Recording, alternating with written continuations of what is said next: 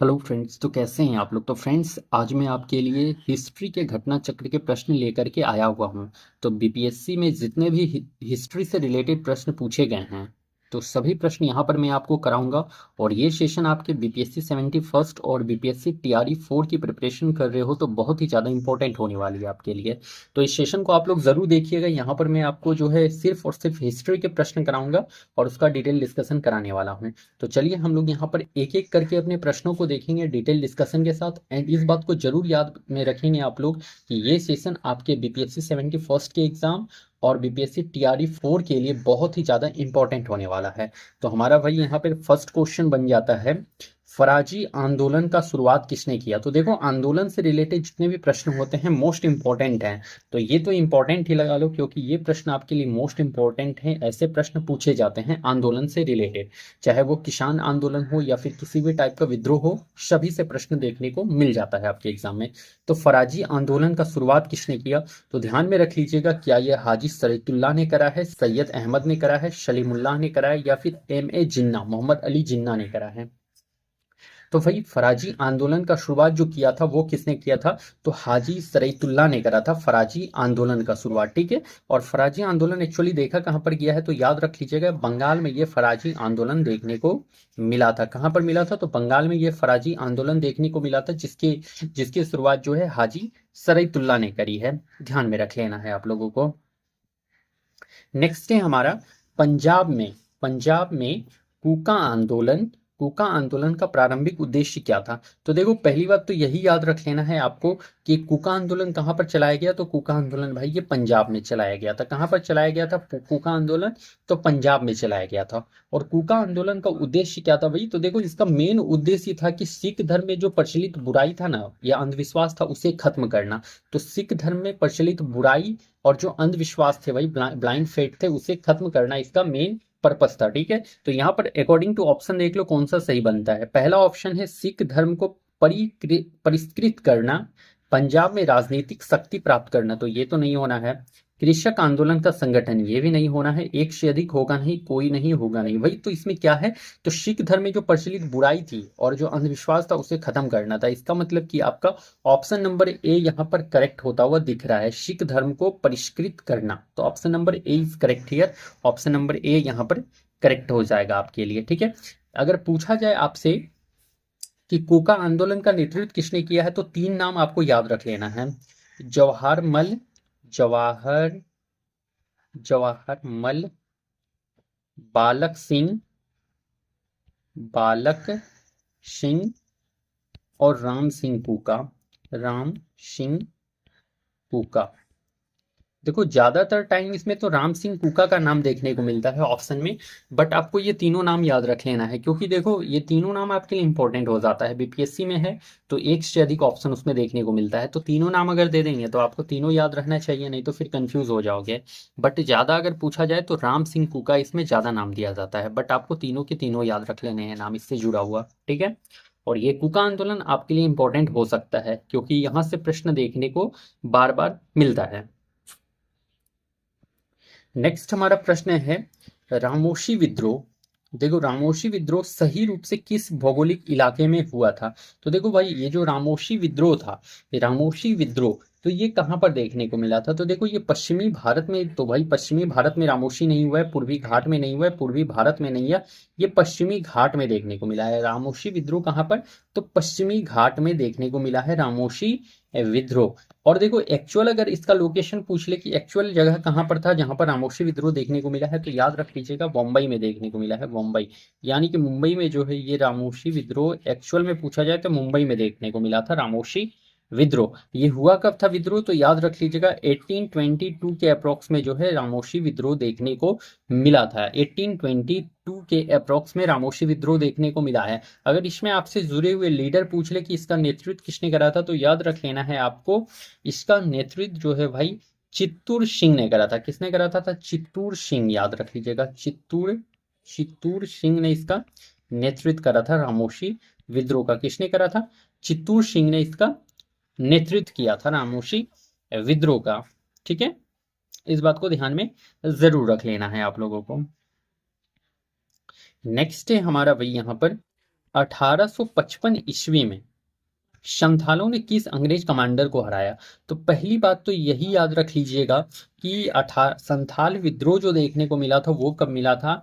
तो 1855-56 के बीच में जो भाई वो संथाल विद्रोह देखने को मिला था। बट यहाँ पर क्वेश्चन क्या पूछ रखा है कि 1855 में संथाल ने किस अंग्रेज कमांडर को हराया? तो देखो, अंग्रेज कमांडर जिसे संथालों ने हराया था वो नेट फेविल नहीं था भाई, बस्टिन भी नहीं था, मेजर बारो था वो अंग्रेज कमांडर।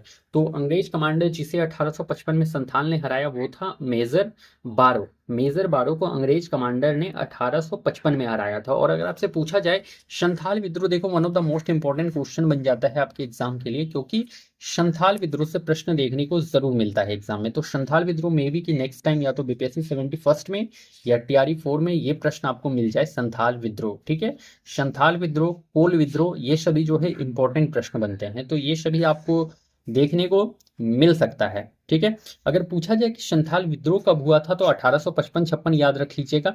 और अगर पूछा जाए कि इसका नेतृत्व किसने करा था तो याद रख लीजिएगा सिद्धू कानू। सिद्धू कानू और चांद भैरव ने। मेनली तो इसमें सिद्धू कानू है, बट चांद भैरव भी आपको याद रख लेना है। सिद्धू कानू और चांद भैरव जो है संथाल विद्रोह से जुड़े हुए थे। तो चारों के चारों नाम आपको याद रख लेने हैं, क्योंकि बीपीएससी का कोई भरोसा नहीं है, वो चार अगर नाम दे देगा आपको, अगर चांद भैरव दे देगा, अगर आपको याद नहीं रहा तब तो फिर आपका आंसर गलत हो जाना है। इसलिए चारों नाम याद रख लेना है आपको, सिद्धू कानू, चांद भैरव, सभी के सभी जो है संथाल विद्रोह से ही जुड़े हुए थे। इस बात को जरूर ध्यान में आप लोग रखेंगे। ठीक है, तो सिद्धू कानू और चांद भैरव जो है सभी के सभी जो है संथाल विद्रोह से जुड़े हुए थे, इस बात को ध्यान में जरूर रख लीजिएगा। एक आपसे प्रश्न ये पूछ लेगा भाई कि जो ये कोल विद्रोह था, कोल विद्रोह, ये कोल विद्रोह कहाँ पर देखने को मिला था? तो याद रख लीजिएगा, एक कोल विद्रोह, कोल विद्रोह, तो कोल विद्रोह जो था ये देखने को मिला था 1831-32 के अप्रोक्सीमेट। कब? तो 1831-32 में जो है कोल विद्रोह देखने को मिला था। और इसका नेतृत्व किसने करा था? तो ये देखो, बुद्धो भगत ने इसका नेतृत्व करा था। किसने करा था? तो बुद्धो भगत, बुद्धो भगत ने जो है कोल विद्रोह का नेतृत्व किया था, बुद्धो भगत ने। और ये प्रश्न आपके लिए इंपॉर्टेंट यहाँ से बन जाता है, कोल विद्रोह आपके लिए इंपॉर्टेंट बन जाता है, और ये आपका संथाल विद्रोह यहाँ से इंपॉर्टेंट बन जाता है। इन दोनों में से तो मुझे लग रहा है कोई एक ही इन दोनों में से प्रश्न आपको मिल सकता है आपके एग्जाम में। ठीक है, अगर पूछा जाए कि ये कोल विद्रोह जो हुआ था ये देखने को कहाँ पर मिला था, तो याद रख लीजिएगा छोटा नागपुर के इलाके में देखने को मिला था। छोटा नागपुर वाले इलाके में देखने को मिला था। कहाँ पर? तो छोटा नागपुर के इलाके में देखने को मिला था। जैसे कि उसके अंदर जो है सिंहभूम, पलामू, हजारीबाग, ये सब मानभूम वाला क्षेत्र आ जाता है। तो ये एरिया हो जाता है आपके कोल विद्रोह के लिए। ओके, नेक्स्ट हमारा प्रश्न है यहाँ पर बनता है, मुंडाओं ने विद्रोह खड़ा किया। तो वही जो मुंडाओं ने विद्रोह खड़ा किया था, एक्चुअली में यहाँ पर बात करी जा रही है मुंडा विद्रोह की। तो मुंडाओं ने जो विद्रोह खड़ा किया था वो कब किया था? 1885 में तो नहीं भाई, 1885 में तो याद रख लेना यहाँ पर कांग्रेस का गठन हुआ था। ठीक है, कांग्रेस का गठन हुआ था 1885 में, 28 दिसंबर 1885 में कांग्रेस का गठन हुआ था। ये भी यहाँ पर याद रख लेना है आप लोगों को, कांग्रेस का गठन हुआ था। और किस इस कांग्रेस के गठन के समय वायसराय कौन थे? तो डफरिन थे, वायसराय डफरिन। ठीक है, कांग्रेस वायसराय, कांग्रेस के गठन के समय वायसराय कौन थे? तो डफरिन थे, याद रख लीजिएगा। 1888 नहीं, 1890 नहीं, 1899 में जो भाई वो हुआ था, मुंडाओं ने विद्रोह खड़ा किया था। मतलब कि मुंडा विद्रोह देखने को कब मिला है? तो 1899 से 1900 के बीच में मुंडा विद्रोह देखने को मिला था। ठीक है, अब यहाँ पे कुछ प्रश्न आपके लिए बन जाते हैं इंपॉर्टेंट, और ये टॉप प्रश्न आपके लिए इंपॉर्टेंट है। अब यहाँ से मैं और कुछ भी इंपॉर्टेंट प्रश्न यहाँ पर बता देता हूँ। तो देखो, मुंडा विद्रोह का नेतृत्व किसने करा था? तो भाई बिरसा मुंडा ने नेतृत्व करा था। किसने करा था? तो बिरसा मुंडा ने इसका नेतृत्व करा था। ठीक है, बिरसा मुंडा को किस नाम से जाना जाता था? तो याद रख लीजिएगा, धरती आबा या धरती अब्बा के नाम से जो है बिरसा मुंडा को जाना जाता था। धरती आबा या धरती अब्बा के नाम से जो है बिरसा मुंडा को जाना जाता है। और बिरसा मुंडा जो ये मुंडा विद्रोह था भाई, मुंडा विद्रोह जो था उसे उल गुलान विद्रोह के नाम से भी जाना जाता था। उल गुलान विद्रोह, उल गुलान विद्रोह। मुंडा विद्रोह को और किस नाम से जाना जाता था? तो उलगुलान विद्रोह के नाम से जाना जाता था। और एक्चुअल में ये मुंडा विद्रोह जो है, आखिर ये बिरसा मुंडा जो थे उनका एक कोई कार्य क्षेत्र होगा जहाँ के लिए वो काम करते थे। तो वो कार्य क्षेत्र कौन सा था? तो एक्चुअल में देखा जाए, जो बिरसा मुंडा वो काम करते थे वो रांची के रीजन के लिए काम करते थे, रांची क्षेत्र में वो काम करते थे। तो अगर आपसे पूछा जाए कि बिरसा मुंडा का कार्य क्षेत्र क्या था, तो रांची आप लोग यहाँ पर आंसर लगा के जाओगे, आपका आंसर सही होने वाला है। ठीक है, सही होने वाला है यहाँ पर ये आपका आंसर। अब यहाँ पर एक बात याद रख लीजिएगा कि बिरसा मुंडा बिरसा मुंडा जो है, और ये हाँ, विद्रोह कब हुआ था? तो 1899 से 1900 के बीच में ये विद्रोह हुआ था। बिरसा मुंडा को गिरफ्तार भी किया गया था। गिरफ्तार करके उन्हें कहाँ भेजा गया था? तो रांची जेल भेजा गया था, रांची जेल। और रांची जेल कब भेजा गया था? तो फरवरी के 1900 में, फरवरी 1900 में उन्हें रांची जेल भेजा गया था, जहां पर उनकी डेथ हो गई थी जून 1900 में। आई होप कि ये मेरा डेट जो बता रहा हूँ ये सही ही है, एक बार आप लोग चेक भी कर लोगे। तो रांची जेल कब भेजा गया बिरसा मुंडा को अरेस्ट करके? तो फरवरी 1900 में रांची जेल भेजा गया, और जून 1900 में जो है बिरसा मुंडा की डेथ हुई थी। तो बिरसा मुंडा से रिलेटेड जितने भी प्रश्न बन सकते थे आपके साथ मैंने यहाँ पर डिस्कस कर रखा है। अब इससे बाहर तो मुंडा विद्रोह से कुछ भी नहीं जाना है, ध्यान में रख लियो आप लोग। देखो भाई, यहाँ पे प्रश्न आ गया, 1831 में बुद्धो भगत के नेतृत्व में कोल विद्रोह किस क्षेत्र में हुआ? तो देखो, मैंने कोल विद्रोह पहले डिस्कस भी कर रखा था, और देखो कोल विद्रोह किस क्षेत्र में हुआ आ भी गया। तो कोल विद्रोह किस क्षेत्र में हुआ था? कच्छ में नहीं हुआ था भाई, ये सिंहभूम वाले क्षेत्र में हुआ था। मैंने भी तो आपको आपसे डिस्कस कर रखा था ना कि छोटा नागपुर वाले क्षेत्र सिंहभूम, पलामू, हजारीबाग तथा मानभूम वाले क्षेत्र में हुआ है। तो वही पूछ रखा है इन्होंने यहाँ पर। तो 1831-32 में जो है कोल विद्रोह बुद्धो भगत के द्वारा सिंहभूम वाले क्षेत्र या फिर छोटा नागपुर के क्षेत्र, जिसके अंडर जो है सिंहभूम, पलामू, हजारीबाग, मानभूम आदि आते हैं क्षेत्र, इस बात को ध्यान में रख लेना है आपको। और सेशन पसंद आए तो आप लोग सेशन को शेयर भी जरूर कर देंगे। और आज देखो, मैं आपके लिए हिस्ट्री यहाँ पर लेकर के आया हुआ हूँ, हिस्ट्री यहाँ पर करा रहा हूँ। इसी तरह मैं सभी सब्जेक्ट वाइज कराऊंगा यहाँ पर। मैं फिर आपके लिए पॉलिटी एक दिन लेकर के आऊंगा, उसके बाद फिर आपके लिए ज्योग्राफी लेकर के आऊंगा, जितने भी घटना चक्र के प्रश्न हैं, हिस्ट्री, पॉलिटी, ज्योग्राफी। उसके बाद बायो लेकर के आऊंगा आपके लिए, बायो के बाद केमिस्ट्री लेकर के आऊंगा, केमिस्ट्री के बाद फिजिक्स लेकर के आऊंगा। अगर ऐसा भी हो सकता है कि मैं बायो, केमिस्ट्री, फिजिक्स के मिक्स भी कर दूं, बट मिक्स नहीं करूंगा भाई, अलग अलग ही लेकर के आऊंगा, जिससे आपको ज़्यादा बेनिफिट देखने को मिले। उसके बाद भाई, जैसा कि आप लोग जान रहे हो, आपका बीपीएससी 71st का एग्जाम जो है होने ही वाला है सितंबर में। तो उसके लिए मैं आपके लिए जो है करंट अफेयर्स भी लेकर के आऊँगा, करंट अफेयर्स भी आपके लिए प्रोवाइड करा ही दूंगा। ठीक है, तो ये सभी करा देने के बाद भाई यहीं से प्रश्न आपको देखने को मिलेंगे, क्योंकि यहाँ पर मैं आपको डिटेल डिस्कशन देता हूँ, ये नहीं है कि बस आंसर, डिटेल डिस्कशन देता हूँ। इसलिए आप लोग बेझिझक होके मेरे सेशन को करें, बहुत अच्छा मार्क्स स्कोर करने का मौका मिलेगा। और बीपीएससी 70 में जो एग्जाम हुआ था भाई, री एग्जाम भी हुआ था, बहुत सारे प्रश्न मेरे ही सेशन से लगे थे, और 71st में भी यहाँ से बहुत सारे प्रश्न लड़ने वाले हैं, इस बात को जरूर ध्यान में रख लीजिएगा आप लोग। नेक्स्ट क्वेश्चन है हमारा 1878 में, 1878 का वर्नाकुलर प्रेस एक्ट। तो देखो, पहली बात तो यही याद रख लेना कि वर्नाकुलर प्रेस एक्ट कब लागू किया था गया था? तो 1878 में। ठीक है, अब इससे पूछा गया है कि ये जो वर्नाकुलर प्रेस एक्ट लागू किसने किया था? तो देखो, लागू अगर किया था तो पूछ लोगे, लागू पूछ लोगे तो लागू अगर पूछ ले तो लागू जो है लीटन ने किया था। वर्नाकुलर प्रेस एक्ट 1878 में लागू किसने किया है? तो लीटन ने किया है, लीटन ने किया है। लेकिन अगर पूछ ले कि बंद किसने किया है, तो भाई किसने रद्द किया वर्नाकुलर प्रेस एक्ट को? तो रद्द जो है भाई वो रिपन ने किया था। किसने किया था? रिपन ने किया था। और कब किया था बंद? तो 1882 में रिपन ने जो है वर्नाकुलर प्रेस एक्ट को रद्द किया था। 1882 में वर्नाकुलर प्रेस एक्ट को लॉर्ड रिपन ने बंद किया था। ठीक है, देखो इसमें वर्नाकुलर प्रेस एक्ट में क्या था कि हिंदी में जो है कोई भी न्यूज़पेपर को भाई हिंदी में छापना मना था, जो भी न्यूज़पेपर छपेगा इंग्लिश में छपेगा। यही बात इस वर्नाकुलर प्रेस एक्ट के तहत कही गई थी कि हिंदी में कोई भी पेपर नहीं छापना है, सभी समाचार पत्र जो है, न्यूज़पेपर जो है, सभी को जो है इंग्लिश में छापना पड़ेगा। ठीक है, देखो, और इस वर्नाकुलर प्रेस एक्ट को ना मुंह बंद करने वाला अधिनियम भी कहा जाता था। क्या कहा जाता था? तो मुंह बंद करने वाला। आपसे पूछ लेगा कि मुंह बंद करने वाला अधिनियम किसे कहा जाता था? तो वर्नाकुलर प्रेस एक्ट को। ठीक है, तो मुंह बंद करने वाला अधिनियम किसे कहा जाता है? तो वर्नाकुलर प्रेस एक्ट अधिनियम को भाई मुंह बंद करने वाला अधिनियम भी कहा जाता था। इस बात को ध्यान में रख लेना है आपको। देखो भाई, यहाँ पर प्रश्न है हमारा, रैयतवाड़ी व्यवस्था सर्वप्रथम कहाँ लागू हुई। तो देखो, रैयतवाड़ी व्यवस्था सर्वप्रथम पूछ ले तो गुजरात में नहीं, मद्रास में सर्वप्रथम जो है रैयतवाड़ी व्यवस्था लागू की गई थी। सत्यार्थ प्रकाश की रचना की गई। तो देखो, one of the most important प्रश्न है यहाँ पर, ये प्रश्न आपके लिए इंपॉर्टेंट होगा, और बुक और मैगजीन से जितने भी प्रश्न हैं आपके लिए इंपॉर्टेंट होगा, बार बार मैं कहता हूँ, ठीक है। तो देखो, सत्यार्थ प्रकाश की रचना किसने की है? राजा राम मोहन रॉय ने नहीं भाई, राजा राम मोहन रॉय ने तो ब्रह्म समाज की स्थापना करी है। समाज की स्थापना ब्रह्म समाज की स्थापना और की है कब? तो डेट ये 1828, ये एक बार आप लोग भी चेक कर लेना, 1828। गांधी जी ने नहीं भाई, गांधी जी ने तो एक बुक लिख रखा था, young India, Indian opinion, Indian opinion, opinion, सत्य के साथ मेरे प्रयोग, सत्य के साथ मेरे प्रयोग, ठीक है। स्वामी विवेकानंद भी इसका आंसर नहीं होगा। सत्यार्थ प्रकाश की रचना जो है स्वामी दयानंद सरस्वती ने कर रखी है। स्वामी दयानंद सरस्वती ने भाई जो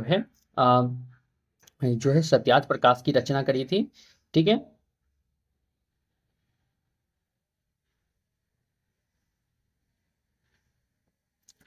स्वामी दयानंद सरस्वती ने सत्यार्थ प्रकाश की रचना की है।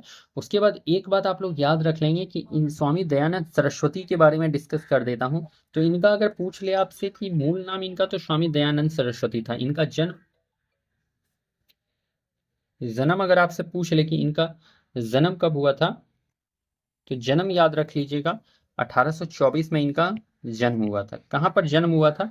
तो 1824 में जन्म हुआ था, गुजरात में इनका जन्म देखने को मिला था। कहाँ जन्म हुआ था? तो 1824 में गुजरात में इनका जन्म हुआ था, ठीक है। इन्होंने जो है आर्य समाज की भी स्थापना करी है। आर्य समाज की स्थापना करी है 1875 में, 1875 में। और कहाँ पर? तो बम्बई में, ठीक है। आर्य समाज की स्थापना 1875 में बम्बई में इन्होंने स्थापना करी है। और इन्होंने अखंड खंडनी पताका भी लहराया था। क्या लहराया था? तो अखंड खंडनीय पताका, अखंड खंडनीय पताका, खंडनीय पताका। तो अखंड खंडनीय पताका भी इन्होंने लहराया था, ठीक है। अखंड खंडनीय पताका भी इन्होंने लहराया है भाई 1800 कब? तो 1867 में इन्होंने अखंड खंडनी पताका भी लहराया था। तो आई होप यहाँ पर आपको स्वामी दयानंद सरस्वती से वही सभी बातें क्लियर हो गई होगी, ठीक है। निम्नलिखित में कौन सा कथन सही है? तो भाई सही कथन आपको यहाँ से बताना है कि कौन सा स्टेटमेंट यहाँ पर राइट है। राजा राम मोहन राय नवीन शिक्षा के अग्रणी थे। तो ये तो देखो, बिल्कुल ये बात सही यहाँ पर कहा गया है कि राजा राम मोहन राय जो है भाई वो नवीन शिक्षा के अग्रणी थे। तो ये बात तो बिल्कुल सही है। नेक्स्ट है, स्वामी दयानंद ने भारत भारतीयों के लिए का नारा दिया। स्वामी दयानंद सरस्वती ने भारत भारतीयों के लिए का नारा दिया, बिल्कुल ये भी सही बात है। नेक्स्ट है, विवेकानंद ने विश्व धर्म सांसद में भाग लिया। तो ये भी सही बात है कि जो विवेकानंद थे, स्वामी विवेकानंद, उन्होंने 1893 में शिकागो में धर्म सांसद में भाग लिया था। 1893 में शिकागो में धर्म सांसद में भाग लिया था। इसलिए यहाँ पर करेक्ट आंसर यहाँ पर सभी है, इसलिए एक से अधिक यहाँ पर करेक्ट आंसर होगा। तो डी नंबर ऑप्शन यहाँ पे आपका करेक्ट बन जाता है, डी नंबर, ठीक है, डी नंबर।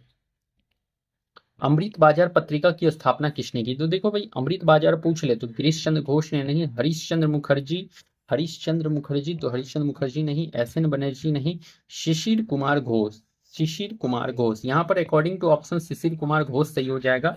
अगर ऑप्शन में अगर एक से अधिक रहे और उसमें नाम ये दिया रहे तो ध्यान रख लीजिएगा। एक तो मोतीलाल घोष, दोनों नाम याद रख लेना है, घोष मोतीलाल घोष और शिशिर कुमार घोष, मोतीलाल घोष और शिशिर कुमार घोष। मोतीलाल घोष और शिशिर कुमार घोष जो है ये अमृत बाजार पत्रिका से जुड़े हुए थे। और ये अमृत बाजार पत्रिका कब प्रकाशित किया गया था? तो 1868 में इसे प्रकाशित किया गया है, ध्यान में रख लीजिएगा, 1868 में शिशिर कुमार घोष और मोतीलाल घोष के द्वारा।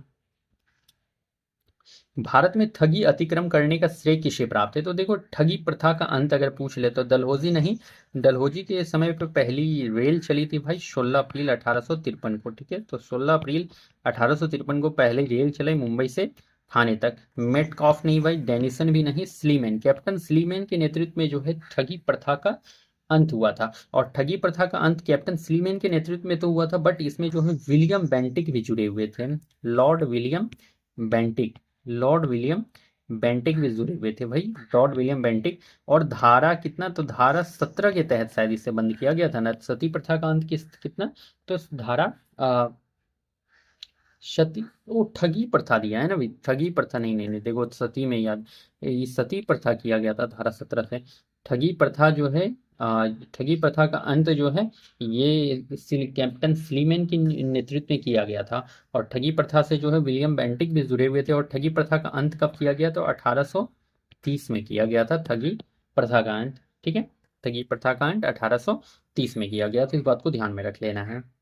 महात्मा गांधी पर चंपारण सत्याग्रह के लिए कब अभियोग चलाया गया, तो अभियोग जो है चंपारण सत्याग्रह, तो देखो जो चंपारण सत्याग्रह है ये देखने को कब मिला था, तो 1917 में चंपारण सत्याग्रह देखने को मिला था। और इसमें लीडर कौन थे, तो राजकुमार शुक्ल, याद रख लीजिएगा, राजकुमार शुक्ल जो हैं ये चंपारण सत्याग्रह में लीडर थे, चंपारण शुक्ल। ठीक है, आखिर ये चंपारण सत्याग्रह हुआ क्यों था भाई, तो तीन कठिया प्रथा के विरोध में हुआ था। देखिए एक्चुअली इसमें होता क्या था, तो 20 कट्ठा जमीन में से 3 कट्ठा में नील का खेती करना कंपलसरी होता था, मतलब कि 20 कट्ठा जमीन में से 3 कट्ठा जमीन में नील का खेती करना अनिवार्य होता था। और नील की खेती करने से जमीन बंजर हो जाता था, बट किसानों को फिर भी नील की खेती करनी पड़ती थी, क्योंकि उन्हें पैसे की जरूरत था, और अंग्रेज उन्हें कम पैसे देकर के भी उनका खेत ले लेते थे। और इस प्रकार से जो है अंग्रेज को जो है वो जमीन देना पड़ता था और नील की खेती करनी पड़ती थी। लेकिन जब जो है नील का डिमांड कम हो गया, तो अंग्रेजों ने उनका नील लेने से मना कर दिया, किसानों का नील लेने से मना कर दिया। तो किसान कहते हैं कि तब हमारे खेत को वापस कर दीजिए। तो अंग्रेज कहता है कि जो हम लोग को नुकसान लगा है नील में, उसका भरपाई कौन करेगा, पहले तुम लोग भरपाई करो, तब हम लोग तुम्हें जो है खेत देंगे। ठीक है, तो इस बात को लेकर के एक नेता तभी खड़े हो जाते हैं जिसका नाम है राजकुमार शुक्ल। राजकुमार शुक्ल अंग्रेज के अगेंस्ट में खड़े होते हैं। और राजकुमार शुक्ल ही वो शख्स हैं जो कि 1916 के लखनऊ अधिवेशन में भाग लेते हैं। ठीक है, लखनऊ अधिवेशन में भाग लेते हैं, और ये महात्मा गांधी को इनवाइट करते हैं चंपारण आने के लिए, गांधी जी को इनवाइट करते हैं, क्या करने के लिए, तो इनवाइट करते हैं चंपारण आने के लिए। और इनके बुलाने से महात्मा गांधी जो है चंपारण चले भी जाते हैं। ठीक है, और इस तरह से जो है चंपारण का वहां पर सॉल्यूशन भी होता है, इस बात को ध्यान में रख लीजिएगा आप लोग। अगर पूछा जाए आपसे कि ये राजकुमार वो पहले किसान कौन थे जिन्होंने मंच से भाषण दिया था, तो राजकुमार शुक्ल पहले किसान थे जिन्होंने मंच से भाषण दिया। ठीक है, पहले किसान जिन्होंने मंच से भाषण दिया था, मंच से भाषण दिया। और किस मंच से, तो 1916 के लखनऊ अधिवेशन जब हो रहा था ना, तो वहां से मंच से जो इन्होंने भाषण दिया था, ये पहले किसान थे जिन्होंने मंच से भाषण दिया था। 1916 लखनऊ अधिवेशन की अध्यक्षता किसने करी थी, तो याद रख लीजिएगा अंबिका चरण मजूमदार कर रहे थे, अंबिका चरण मजूमदार, अंबिका चरण मजूमदार कर रहे थे। ठीक है, तो यहाँ पर महात्मा गांधी पर चंपारण सत्याग्रह के लिए कब अभियोग चलाया गया, तो 1917 यहाँ पर करेक्ट आंसर आपके लिए बनता है। नेक्स्ट, मुस्लिम लीग और भारतीय राष्ट्र कांग्रेस द्वारा लखनऊ संधि पर हस्ताक्षर कब किया गया, तो देखो भाई लखनऊ संधि, तो लखनऊ संधि पर हस्ताक्षर कब किया गया था मुस्लिम लीग और भारतीय राष्ट्र कांग्रेस के द्वारा, 1919 नहीं, 1925 नहीं, 1916 में जो है भाई भारतीय राष्ट्र कांग्रेस और मुस्लिम लीग के बीच एकता हो गई थी। ठीक है, भारतीय राष्ट्र कांग्रेस और मुस्लिम लीग के बीच एकता हो गई थी 1916 के लखनऊ अधिवेशन में, इस बात को ध्यान में रखना है आपको। भारत माता की पेंटिंग किसने बनाई, तो भाई देख लो प्रसिद्ध जो भारत माँ है उसकी पेंटिंग किसने बनाई है, रविंद्रनाथ टैगोर, रविंद्रनाथ टैगोर ने भाई, अवनींद्रनाथ टैगोर ने जो है भारत माता की पेंटिंग इन्होंने डिजाइन करी है। किसने करी है, तो अवनींद्रनाथ टैगोर ने भारत माता की पेंटिंग डिजाइन करी है। अगर आपसे पूछ ले कि ये तिरंगा झंडा का किसने डिजाइन किया था, तो तिरंगा झंडा का डिजाइन किसने किया था, पिंगली वेंकैया, पिंगली वेंकैया। झंडा का डिजाइन किसने तैयार किया करा था, तो पिंगली वेंकैया, पिंगली वेंकैया ने झंडा का डिजाइन तैयार करा था।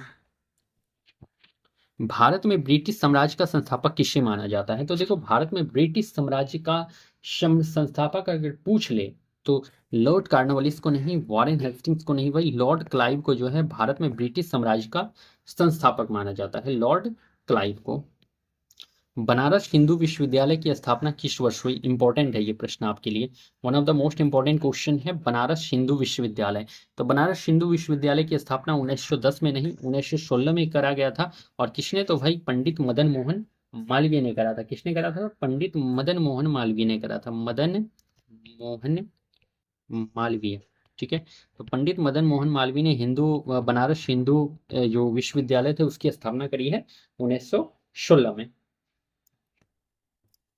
स्वराज हमारा जन्मसिद्ध अधिकार है, स्वराज हमारा जन्मसिद्ध अधिकार है और हम इसे लेकर रहेंगे, यह नारा किसने दिया था? तो देखो भाई, लाला लाजपत राय नहीं, लाला लाजपत राय तो वो शख्स थे जो साइमन कमीशन के दौरान जो है साइमन कमीशन का विरोध करते हुए जो है इनके सर पर लाठी पड़ गया था और जिसकी वजह से इनका डेथ हो गया था। तो साइमन कमीशन का विरोध कर रहे थे और इस समय जो है इनको लाठी लग गया था इनके सर पर और इनका डेथ हो गया था लाला लाजपत राय का।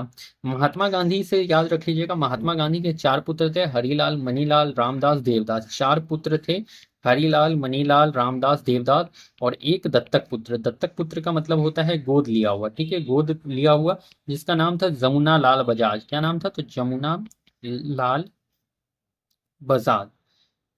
महात्मा गांधी ने 1894 में नटाल इंडिया कांग्रेस की स्थापना करी थी। क्या करी थी? तो नटाल इंडिया कांग्रेस की स्थापना महात्मा गांधी ने 1894 में नटाल इंडिया कांग्रेस की स्थापना करी है महात्मा गांधी ने, ध्यान रख लीजिएगा। बाल गंगाधर तिलक से याद रख लीजिएगा, बाल गंगाधर तिलक को अर्थी देने वाले एकमात्र मुस्लिम कौन थे?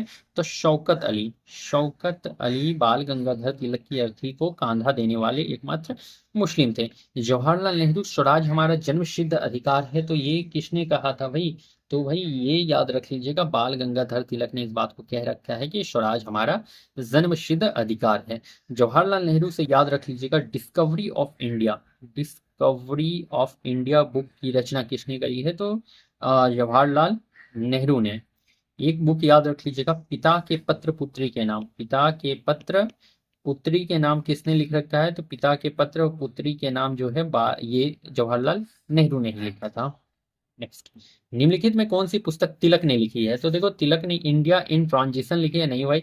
गीता रहस्य जो है बाल गंगाधर तिलक का पुस्तक है और साथ में याद रख लीजिएगा Arctic home of Vedas, Arctic home of Vedas, Arctic home of Vedas और गीता रहस्य किसने लिखा है? तो बाल गंगाधर तिलक ने। मराठ पत्रिका अगर पूछ ले कि पत्रिका कौन कौन सा लिखा है, तो पत्रिका याद रख लीजिएगा बाल गंगाधर तिलक ने लिख लिखा है मराठा, और सेकेंड याद रख लीजिएगा केसरी। मराठा और केसरी पत्रिका किसने लिखा है?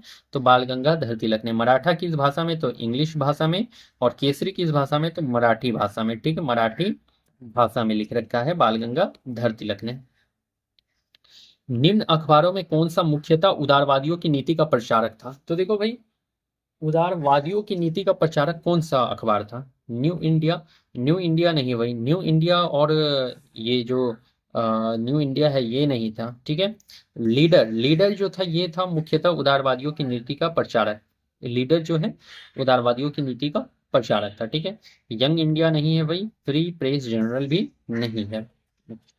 भारतीय पुनर्जागरण आंदोलन के पिता कौन थे? तो देखो यहाँ पर आपसे पूछा गया है भारतीय पुनर्जागरण आंदोलन के पिता, तो याद रख लीजिएगा बाल गंगाधर तिलक नहीं है, दयानंद सरस्वती भी नहीं है, श्रद्धानंद भी नहीं है भाई। राजा राम मोहन राय जो है भारतीय पुनर्जागरण आंदोलन के पिता थे। इन्हें जो है नव भारत का पैगंबर भी कहा जाता था, नव भारत का पैगंबर, नव भारत का पैगंबर भी कहा जाता है, नव भारत का पैगंबर भी कहा जाता है। फिर उसके बाद एक याद ये भी रख लीजिएगा इनसे जुड़ा हुआ बात को, कि राजा राम मोहन रॉय ने आत्मीय सभा की भी स्थापना करी है, आत्मीय सभा, आत्मीय सभा की भी स्थापना करी है इन्होंने। कब? 1815 में इन्होंने आत्मीय सभा का स्थापना करा था इन्होंने, ठीक है। ब्रह्म समाज का भी इन्होंने स्थापना करा है, ब्रह्म समाज का भी स्थापना किया है। कब? तो 1828 में इन्होंने ब्रह्म समाज का स्थापना करा था, ठीक है। इतनी बात को ध्यान में जरूर रखिएगा। दयानंद सरस्वती से याद रख लेना है, आर्य समाज के संस्थापक, आर्य समाज का संस्थापक स्वामी दयानंद सरस्वती, और आर्य समाज की स्थापना 1875 में की गई। कहां पर? तो मुंबई में की गई है इसकी स्थापना, मुंबई में, ठीक है। सती प्रथा को गैर कानूनी किसने घोषित किया? तो देखो, सती प्रथा का वह अंत जो किया है वारेन हेस्टिंग ने नहीं, लॉर्ड विलियम बेंटिंक ने सती प्रथा का अंत किया था। सती प्रथा का अंत किसने किया है? तो लॉर्ड विलियम बेंटिक ने जो है भाई वो सती प्रथा का अंत किया था। कब किया था अंत?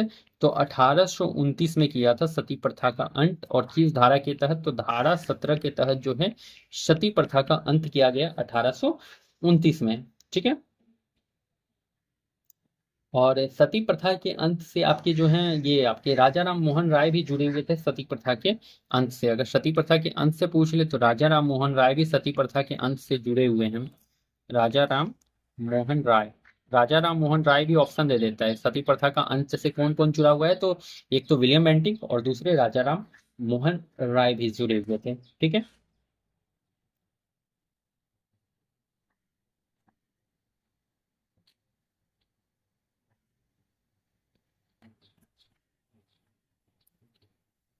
यहाँ पर दिया गया है भाई कि बांग्ला नाटक, जो बांग्ला नाटक है नील दर्पण, नील दर्पण क्या है, तो एक बांग्ला नाटक है का अंग्रेजी अनुवाद किसने किया। अंग्रेजी अनुवाद अगर पूछ ले कि बांग्ला नाटक नील दर्पण का अंग्रेजी अनुवाद किसने किया, पहली बात याद रख लीजिएगा कि नील दर्पण किसने लिखा था, तो नील दर्पण जो है लिखा गया है दीन बंधु मित्र के द्वारा, दीन बंधु मित्र के द्वारा।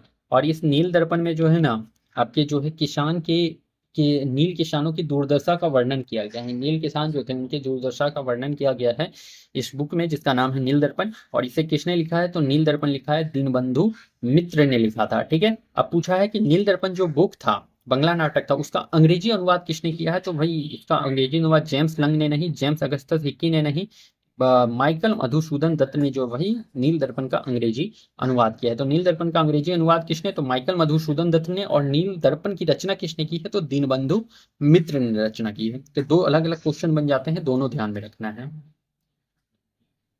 पंजाब हिंदू सभा की स्थापना किस वर्ष हुई थी, तो देखो भाई पंजाब हिंदू सभा की स्थापना जो है ये 1909 में देखने को मिल जाता है। पंजाब हिंदू सभा का स्थापना कब, तो 1909 में, 1909 में। निम्नलिखित में कौन सी घटना सबसे पहले हुई, तो देखो सबसे पहले कौन सी घटना हुई है ये याद रख लेना है आपको। संथाल विद्रोह, तो संथाल विद्रोह तो 1855-56 में देखने को मिला है, 55-56 में, जिसका नेतृत्व किसने किया था, सिद्धू कान्हू और चांद भैरव ने। बिरसा मुंडा का विद्रोह, तो बिरसा मुंडा का विद्रोह तो ये 1899 से 1900 के बीच में देखने को मिला है, जिसका नेतृत्व किसने करा है, बिरसा मुंडा ने, जिसे धरती आबा के नाम से भी जाना जाता है। ताना भगत आंदोलन, तो भाई ताना भगत आंदोलन ये 1914 के अप्रॉक्स में ये देखने को मिला था, 1914। तो आपसे पूछा है निम्नलिखित में कौन सी घटना सबसे पहले हुई, तो सबसे पहले जो है भाई वो संथाल विद्रोह देखने को मिला था 1855-56 में, संथाल विद्रोह, जिसका नेतृत्व जो है सिद्धू कान्हू और चांद भैरव ने कर रखा है। तो डेट भी मैंने मेंशन कर रखा है सभी का, देख लीजिएगा आप लोग। सूची एक को सूची दो से सम्मिलित करें या सुमेलित करें, तो मैच करने है भाई। तो मैकडोनाल्ड, तो देखो मैकडोनाल्ड ने क्या किया था, तो मैकडोनाल्ड जो थे भाई ये डॉक्ट्रिन ऑफ लेफ्ट से जुड़े हुए तो नहीं, डॉक्ट्रिन ऑफ लेफ्ट से नहीं। मैकडोनाल्ड ने जो है कम्युनल अवार्ड की बात करी थी, मैकडोनाल्ड ने कम्युनल अवार्ड की बात करी थी। लिन लिथिगो, तो लिन लिथिगो ने क्या किया था भाई, तो लिन लिथिगो के समय पर जो है आपका क्या आया था, तो द्वेष शासन अगस्त प्रस्ताव। तो याद रख लीजिएगा लिन लिथिगो के समय जो है अगस्त प्रस्ताव आया था, लिन लिथिगो के समय। दलहौजी, दलहौजी के समय भाई डॉक्ट्रिन ऑफ लेफ्ट आया था, क्या आया था, डॉक्ट्रिन ऑफ लेफ्ट आया था। डॉक्ट्रिन ऑफ लेफ्ट किसके समय, तो दलहौजी के समय आया था डॉक्ट्रिन ऑफ लेफ्ट। और जेम्स फोर्ड ने क्या किया है, तो भाई जेम्स फोर्ड जो है द्वैध शासन से जुड़े हुए थे। जेम्स फोर्ड क्या किससे जुड़े हुए थे, तो जेम्स फोर्ड जुड़े हुए थे द्वैध शासन से। ठीक है। तो आपको मैंने यहाँ पर मैच करा दिया है, तो मैच जो है अच्छे से देख लीजिएगा। मे बी कि ये जो मैच वाला मैं करा रहा हूँ सेम टू सेम यही क्वेश्चन आपका रिपीट भी होता हुआ दिख जाए, या फिर पीछे भी ये जो कराया है मैंने कौन सी घटना सबसे पहले हुई, ये भी सेम क्वेश्चन हो सकता है रिपीट हो जाए आपके टीआरई 4 में या बीपीएससी 71 में। देखिएगा रिपीट, बहुत सारे प्रश्न रिपीट यहाँ से होंगे भी। तो फ्रेंड्स हमारा आज का सेशन यहाँ पर खत्म होता है, और मैं आज जितने भी सेशन कराया हूँ डिटेल डिस्कशन से कराया हूँ। कल भी आपके लिए हिस्ट्री के सभी प्रश्न लेकर के आऊँगा। ऐसे ही करके मैं आपके सभी प्रश्न जो है 15 से 17 दिन के अंदर में खत्म कर दूंगा, चाहे वो हिस्ट्री का हो, पॉलिटी का हो, ज्योग्राफी का हो, साइंस का हो। सभी प्रश्न आपके 15 से 17 दिन में खत्म करा दिए जाएंगे डिटेल डिस्कशन के साथ। तो चलिए मैं फिर मिलता हूँ कल किसी नेक्स्ट वीडियो में, तब तक के लिए आप लोगों को thank you and best of luck.